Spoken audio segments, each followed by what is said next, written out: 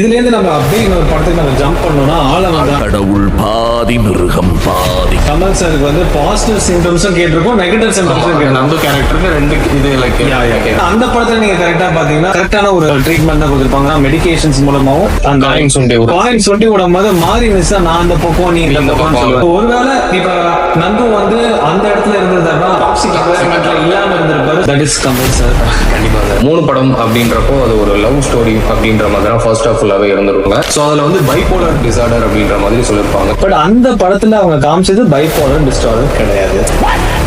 இன்னைக்கு ஃபர்ஸ்ட் நம்ம வந்து மெடிக்கல் ரிலேட்டடான நிறைய திங்ஸ் வந்து நம்மளோட தமிழ் சினிமால காட்டுவாங்க. எந்த அளவுக்கு ரைட்டா காட்டுறாங்க, எந்த அளவுக்கு தப்பா காட்டுறாங்க, அது எதெல்லாம் நம்ம ரைட்டா காமிச்சிருக்காங்க, எதெல்லாம் தப்பா காமிச்சிருக்காங்கன்றத பத்தி நம்ம டிஸ்கஸ் பண்ண போறோம். அதுல இன்னைக்கு எடுக்க போற டாபிக் எல்யூஷன் இன் தமிழ் சினிமா. அவ்வளவுதான்.